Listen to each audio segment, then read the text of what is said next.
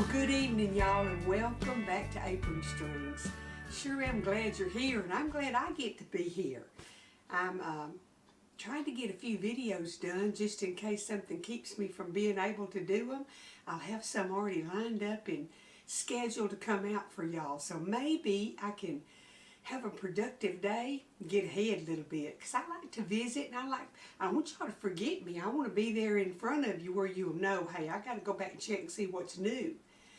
What I'm going to do today is something that I did way back when I first started my channel, but there's a lot of new members, and it's that time of the year when greens are readily available, and a lot of your farmers, your local people, have some greens. And I want to show you how to clean fresh greens and how to cook them. Now, the old wives' tale is after you get a frost on the greens, they become a lot sweeter. A lot of times your greens will be a little bitter, but you can add a little sugar to your cooking and that helps too. But I've already cleaned most of them just to save time, but I'm going to get y'all over to the sink and show you what I do to clean my greens, and then we're going to cook them, and after a while I'm going to make some good cornbread to go with them, and I'm going to video that for you too because I jazz up my regular cornbread and I love it like that. So I'm going to make the greens, and in the next video you'll see my jazzed up cornbread that's really good with beans or greens or anything that you need to sop up that pot liquor with. Okay, come on over to the sink this time, and you can watch me washing the last little handful, and then I'm going to show you how to cook them. If they were real gritty, I would have filled my sink half full of water and put all the greens in there, and I'd have swished them all around and picked them up and put them down. Then I would have lifted them out and let that gritty water out, and I would have done that a couple of times. But these greens were basically clean when I got them, so what I've done is just rinse them. I rinse a few leaves and clean them, and on this bunch I did one bunch of collards and one bunch of turnip greens. You see, there's no grit in the bottom. So now this little vein in this green, see, it's not real big. I could leave that in there, but it's about as big as a kitchen match, but I don't even like the little ones. My daddy, oh my goodness, that's why I didn't like greens, because he would leave these that's big as your finger in there, and then you just had a big old piece of stem to eat. You don't want that. You want to fold them onto each other, kind of like a taco, and then you just want to come down that stem and pull off your greens. And then you put that in your compost bin, and then you tear them into pieces, or you can cut them. I always just tear them. But see, this one's not as big either, but I'm gonna do it too. I don't like that big old, they're hard. See how big that is? You don't want that in your greens. So I've almost got my little bowl full over here. So this is the cleaning process. Got one last one here, and I'm just going to clean it off. Most of the time the side veins, these are okay. Those are okay. They'll get tender. But if they seem a little bit big, I have plenty of time to clean them good because I want to enjoy them. So, okay, all of those are done. I'm going to get these little giblets because they're good too.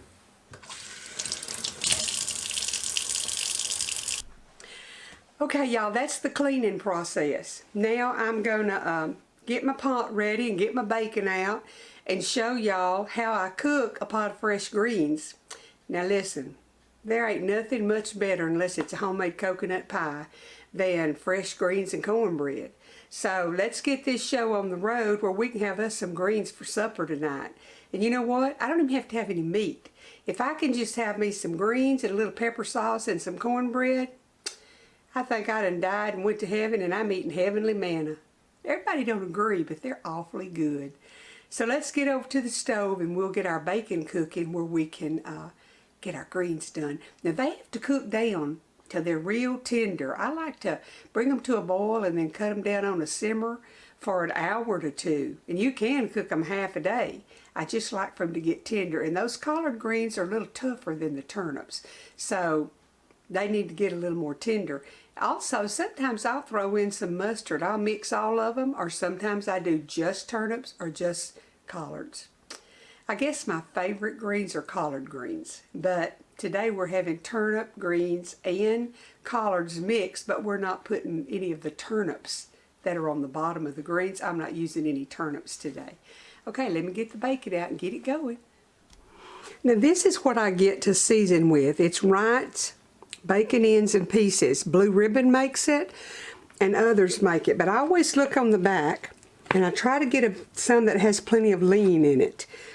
And this is a 48-ounce package, 3 pounds. It's like a little over $7, so that's a lot better than buying the sliced bacon that you want to fry for your meals and using it for seasoning. So look for this at your grocery store. Bacon ends and pieces. A lot of times it'll have whole pieces of regular bacon in it. But I always cut it up in little giblets anyhow, so it doesn't matter. So I'm going to get over here to the butcher block and get me a hunk of this out of here, and we'll cut it up in this pot and get it browning and get ready to do our greens. I just want to show y'all here on the butcher block. Look at all the lean that's in here. This is just big, nice pieces. Some fat, some lean, but this is the best for seasoning. Look at that big old hunk of lean.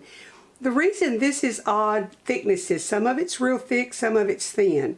But if you've never bought this before, you need to try it. Now what I do is I'll put it in little packages about the size that I would season a pot of beans, green beans, pinto beans, fresh greens, anything. And then I'll just put it in the freezer and I can pull out a little individual amount. But I'll keep some of it in the refrigerator where I can cook in a hurry and not have to worry about thawing it. But I just had to turn the camera around here and show y'all what you get.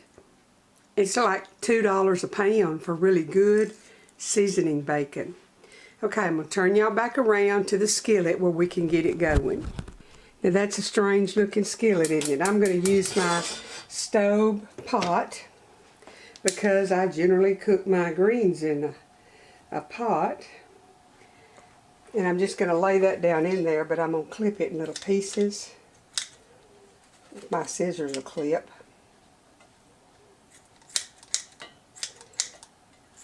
And I'm going to brown the fat. Brown it a little bit and let it render some of the fat. And if I don't have enough fat, y'all know I got that little jar in the ice box for emergencies.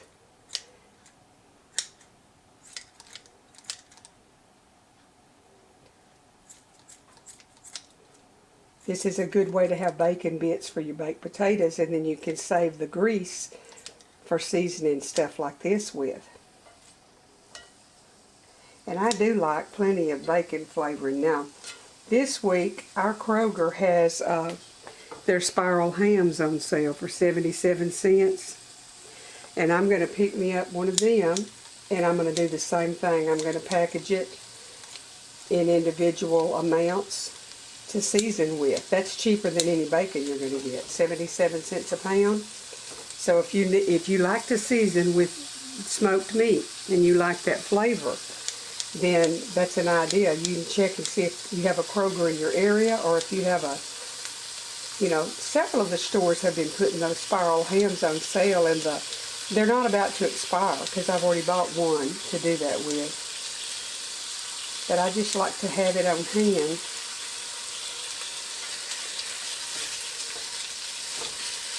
Okay, that's probably the last thing I'm going to stir with my hands because it's going to be getting hot.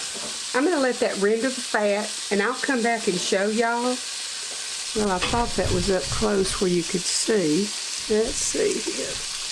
That's a little better. But I'll get it where you can see real good. I'm just going to let it render the fat, and then I'll show you what we're going to do here in a minute. Now, you want to keep coming over here every now and then and giving this bacon a stir, because you don't want it to burn on one side and the other side looks raw. It's yielding real good, the lard that's in it, the fat. Now sometimes when I'm cooking greens, I'll cut an onion up in here and let it barely start to caramelize before I add my greens in liquid. But if y'all wanted to cook fresh green beans, once you got them cleaned and snapped, it's the same process. So fresh green beans, fresh greens, anything like that you want to cook in bacon flavoring, this is what you do. You render the fat out of the bacon, and then you add water and season it. You can add bouillon. You can add the commercial beef or chicken stock. It's up to you, but I like to just add me some water and a little bit of better than bouillon chicken, and then I add, of course, onion and garlic powder to it and salt. So we'll get the seasoning on here in a little bit, and I don't think I'm going to chop an onion in it today, but that's what I do on occasion. I'll go ahead, especially if I'm cooking cabbage. Once my bacon gets to browning, I'll add my onion in there and cook it till that onion caramelizes. And it does turn the broth dark, but oh my goodness, the flavor is awesome. So if you hadn't cooked cabbage like that, you need to try that on your cabbage. So I'm going to let this render just a little bit more, and then we'll be putting our greens in and putting some seasoning in and getting the greens done. Now I'm using beef better than bouillon, and I get the big jars at Costco, but the reason I'm doing it like this, I want to be sure that those hunks of bouillon have dissolved without me having to stir in my greens. I've got it just about a cup of water in a pint jar. That's because that was what was handy. You can use anything, of course.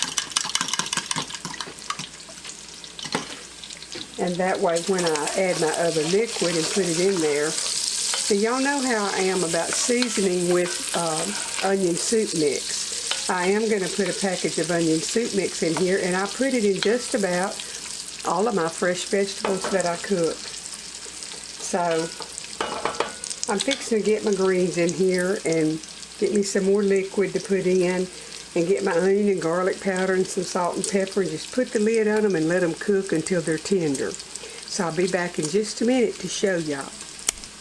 Now when I put those greens in here, and it was 2 bunches, just like they bunch them up and sell them at the grocery store, they're going to cook down to nearly nothing. So I don't want a pot full of water. I like the pot liquor from the greens, but I don't want this pot to be overflowing with juice and just about that much greens, about much as the bacon in the bottom of the pan.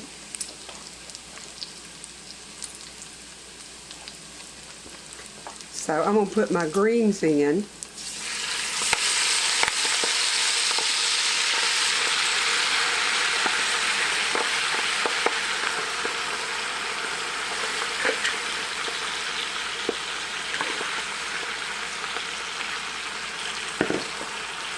And then I'm going to add this juice because I want to be sure that I use all of it. Then I've added just some water.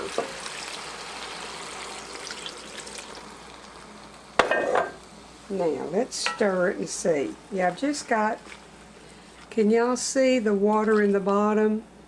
It's about that deep in the bottom. I didn't cover the greens because they're going to wilt, and I'm still going to have a heaping whole lot of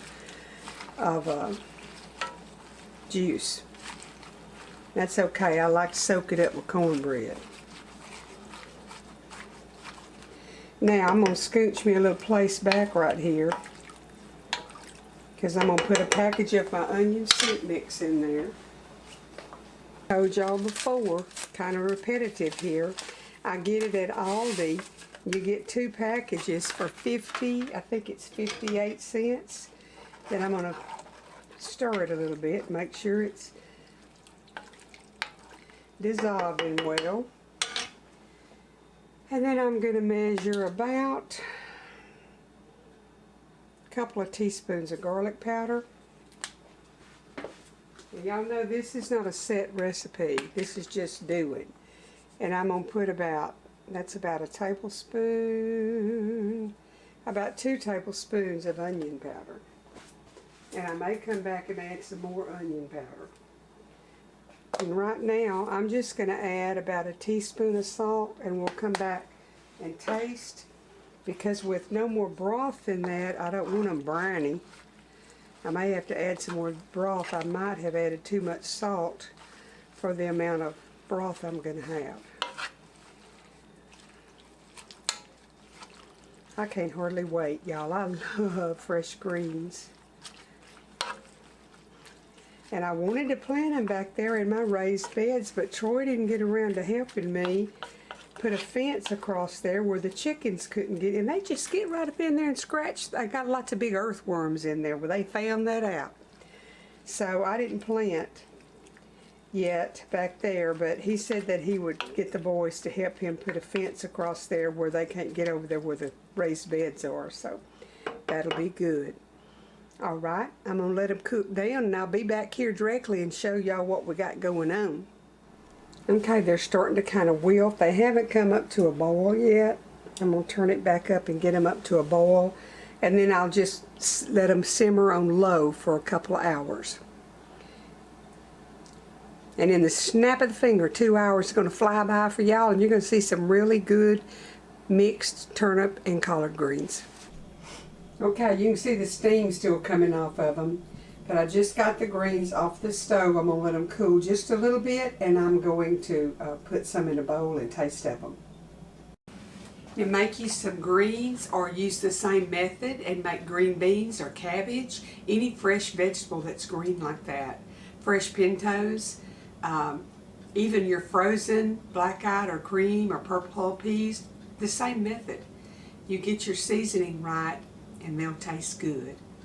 The good Lord bless and keep y'all. I'll be back here in a day or 2 or 3 or 4 or 5, I never know, with something else good for you. Keep us in your prayers, and I'll keep y'all in my prayers. The good Lord bless you, keep you, and give you a wonderful new year.